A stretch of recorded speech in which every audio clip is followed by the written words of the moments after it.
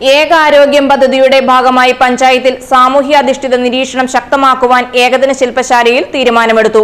വിവിധ വകുപ്പുകൾക്കായി നടത്തിയ പരിശീലന പരിപാടിയുടെ ഉദ്ഘാടന ചടങ്ങിൽ പഞ്ചായത്ത് ആരോഗ്യ സ്ഥിരം സമിതി ചെയർമാൻ എം കുരുവിള അധ്യക്ഷത വഹിച്ചു. വൈസ് പ്രസിഡന്റ് ചിത്ര എം രാജൻ ഉദ്ഘാടനം ചെയ്തു. ഇത്തരത്തിലുള്ള പരിപാടികൾ സംഘടിപ്പിക്കുന്നത് നമുക്കറിയാം. ഈ കഴിഞ്ഞ കാലയളവിൽ ഇവിടെ പഞ്ചായത്ത് തലത്തിലും വാർഡ് തലത്തിലും വാട്സാപ്പ് ഗ്രൂപ്പുകൾ സംഘടിപ്പിച്ചുകൊണ്ട് ഇത്തരത്തിലുള്ള പരിപാടികൾ സംഘടിപ്പിച്ചിട്ടുള്ളതായി എനിക്കറിയാൻ സാധിച്ചത്.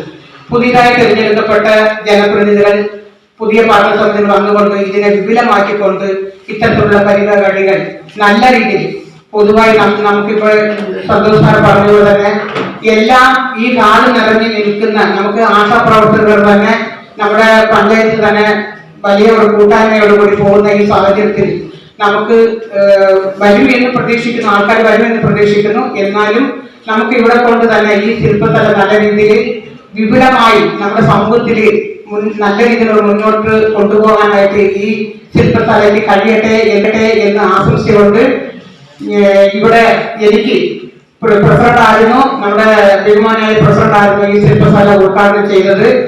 എന്നാൽ പ്രസിഡന്റിന് ഇന്ന് വരാൻ സാധിക്കാത്തത് സാഹചര്യത്തിൽ എന്നെ വിളിച്ചറിയുകയും അതുപോലെ തന്നെ നമ്മുടെ ആരോഗ്യ വകുപ്പിന്റെ നേതൃത്വത്തിൽ അവിടെ നിന്ന് അറിയിപ്പ് വരികയും സാഹചര്യത്തിലാണ് ഇന്ന് ഈ ശില്പശാല ഇവിടെ ഞാൻ ഉദ്ഘാടനം.